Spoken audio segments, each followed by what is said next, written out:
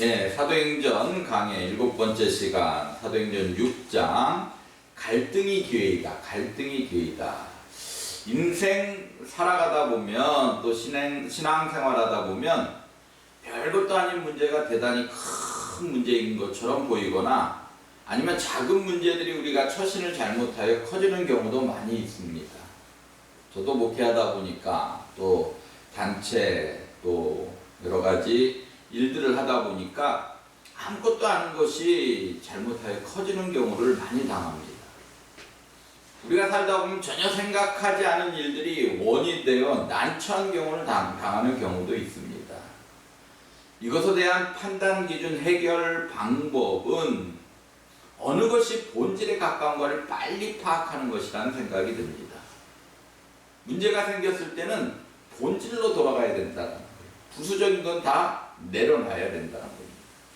그리고 우리가 문제가 생길 때 본문제를 해결하지 않고 주변의 일들만 해결하면 역시 그 문제는 완전히 해결되지 않는 것과 같습니다.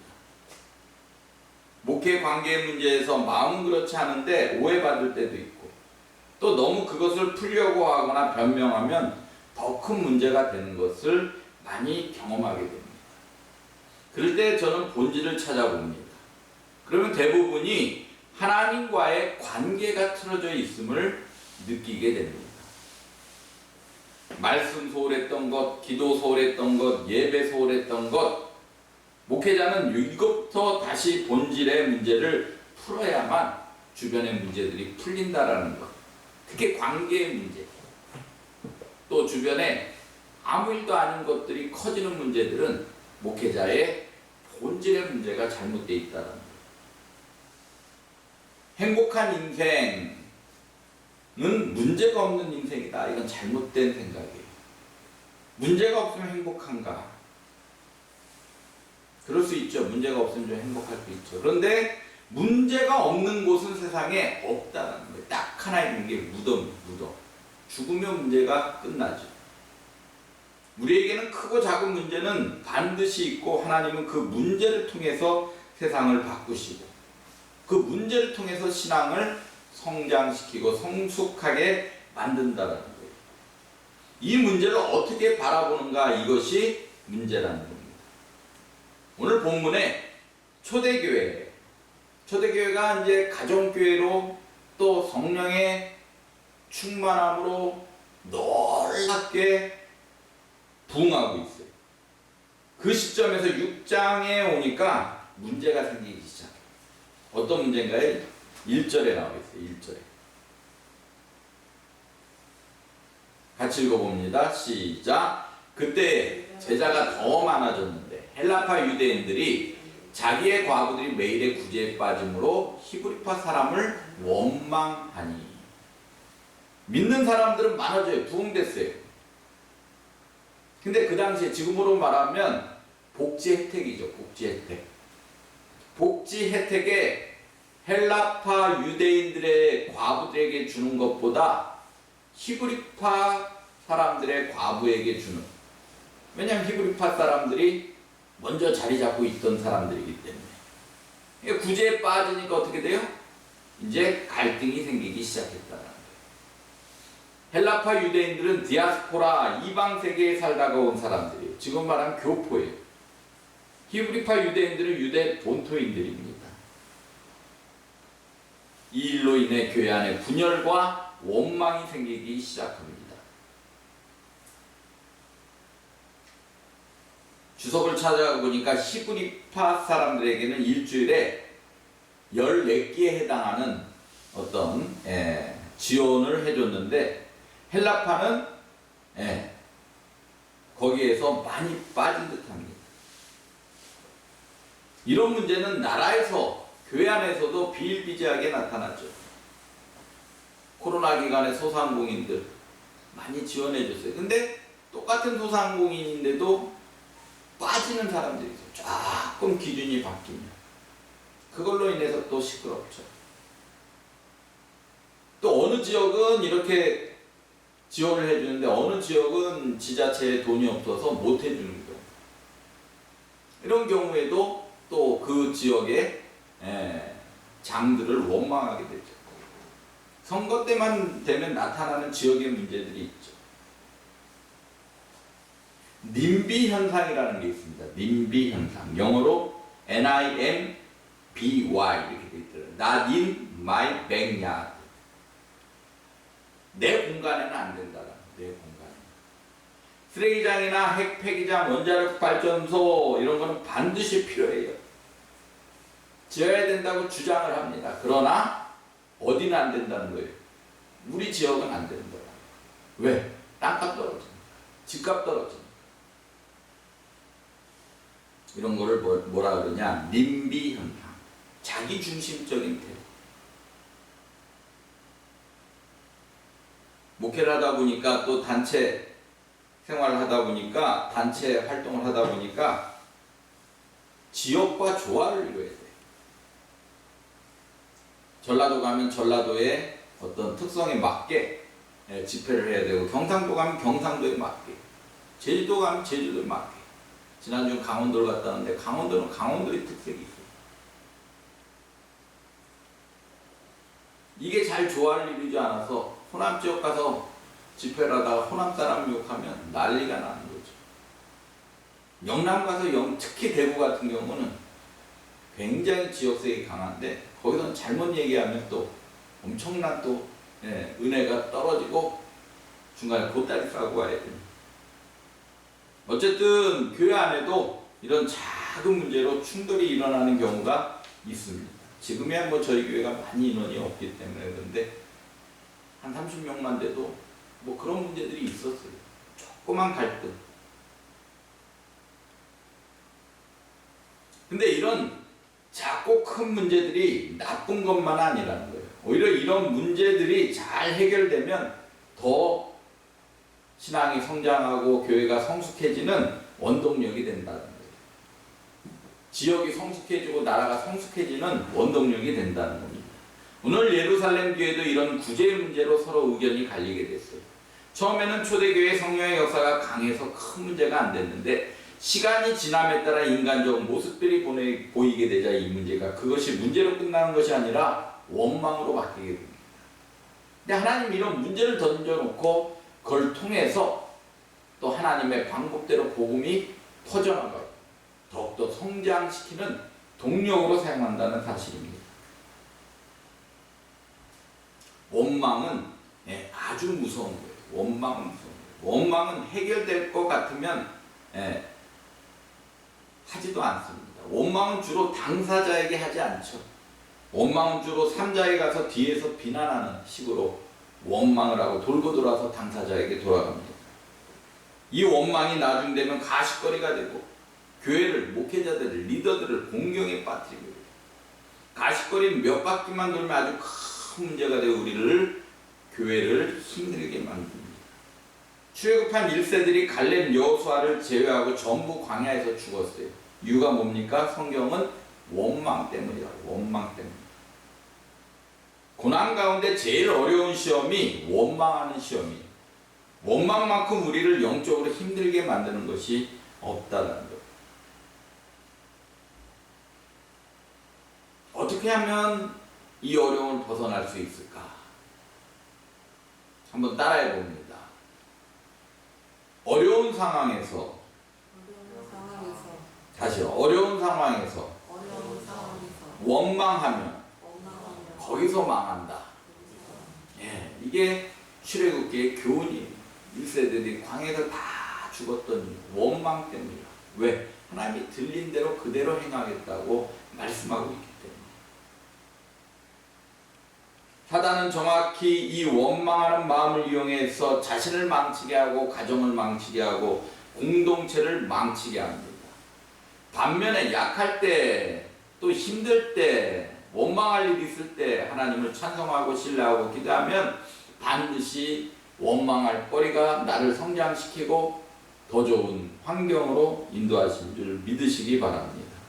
마귀는 성도를 망하게 하려고 존재해요. 마귀는 끊임없이 원망에 만들어 스스로 파멸되게 만듭니다.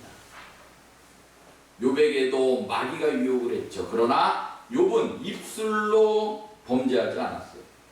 그래서 하나님은 그 욥을 나중에 다시 세워주십니다. 그런데 사단은 굉장히 집요해요. 오늘 초대교회에 환난을 가하고 사도를 밖에서 교회를 무너뜨리려 합니다. 그리고 5장의 아나니아 삽비라의 범죄를 통해서 공동체를 무너뜨리려고 합니다. 6장에서는 내부 분열을 통해서 공동체를 무너뜨리려고 해요. 성령이 임하고 나서 마귀의 활동도 굉장히 강하다는 것을 5장, 6장을 통해서 볼 수 있다는 거예요. 오늘 예루살렘 교회에 이런 문제가 있었을 때 이 원망의 문제를 어떻게 해결했는지 굉장히 중요한 삶의 원리가 여기서 나오죠. 사역의 문제, 경제의 문제, 관계의 문제, 부부의 문제, 자녀의 문제, 크고 작은 문제들을 오늘 말씀을 통해 성경적으로 해결하시는 시간 되시기를 주님의 이름으로 축원합니다. 갈등이 기회가 되는 성경적 방법. 첫 번째, 이를 중단하려는 것으로 문제를 해결하지 말라는 거예요. 첫 번째, 이를 중단하는 것으로 문제를 해결하지 말라. 문제가 있으면 해결해야 되는 건데 해결하는 것이 두려워 회피하면서 그만두는 경우가 있어요. 특히 교회 안에선 갈등이 있으니까, 그 문제가 있으니까 사역을 그만두거나 떠나는 경우 비일비재했죠. 아이 나 안 해, 찬양팀 안 해, 교사 안 해, 중보 안 해, 까짓거 안 하면 되지. 이건 제일 쉬운 방법이에요. 그러나 사단은 이걸 통해서 공동체를 무너뜨리고 신앙을 무너뜨린다는 걸 꼭 기억하셔야 돼요. 사단은 끊임없이 문제를 만들고 그걸 통해 사역을 중단하게 만들어요. 저도 요즘 총회 안에 일들을 많이 맡았어요.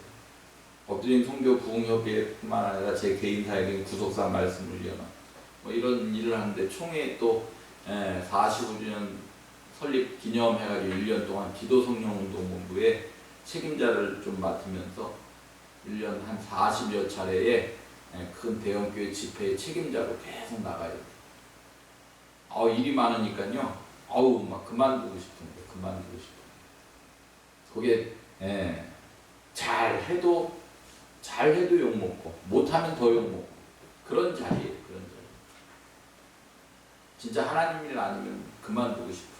근데 오늘 본문을 묵상하면서 마귀는 사역을 어떻게 해요? 중단하게 만듭니다. 교회가 알아주지 않으니까 그만둬라. 주변이 알아주지 않으니까 그만둬라. 총회가 알아주지 않으니까 그만둬라.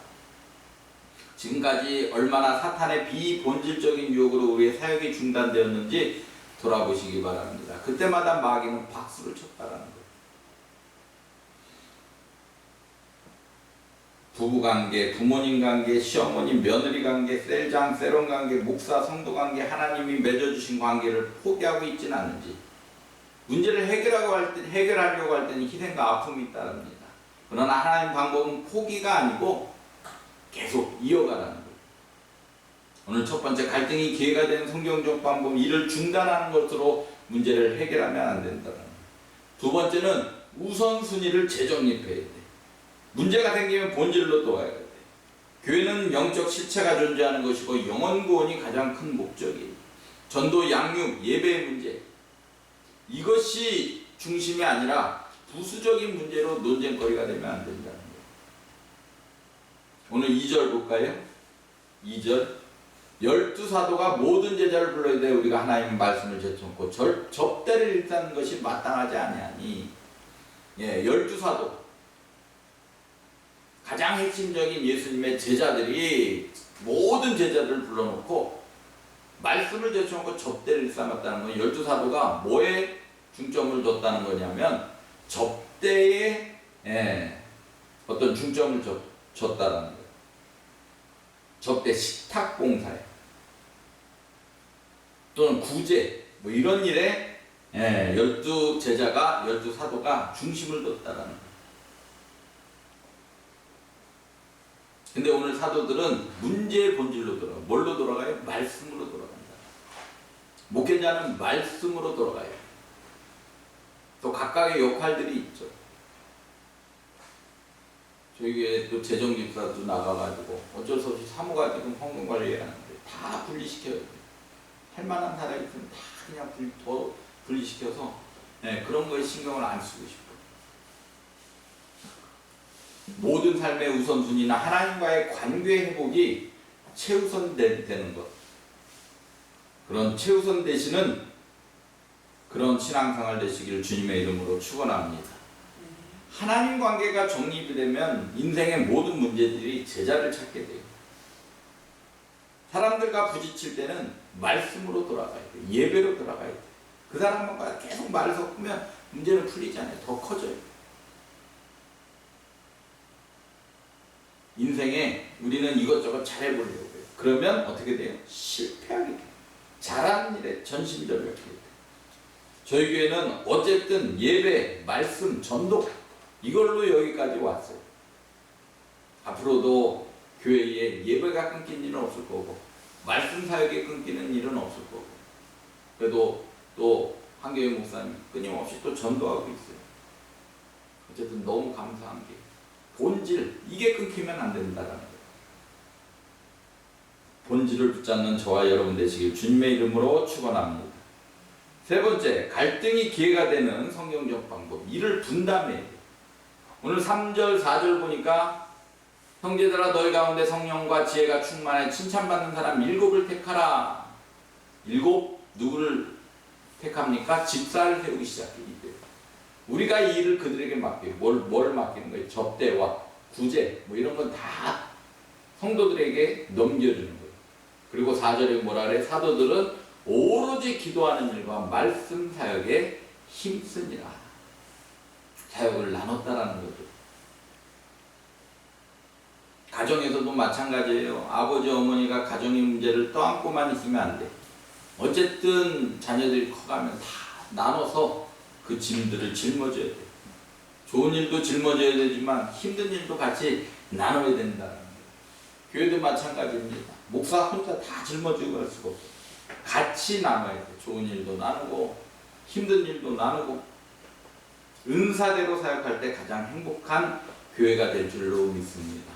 앞으로 저희 교회는 교인들이 들어오기 시작하면 다 분담해서 각자의 일을 은사대로 맡길 생각입니다. 마지막으로 서로 양보해야 돼요. 오늘 보니까 세운 7명의 집사들은 모두 헬라파 유대인들이에요. 왜? 헬라파 유대인들이 지금 불평하고 원망했기 때문에 그 사람들을 다 세웁니다. 그 사람들에게 모든 재정 출납을 맡겨요.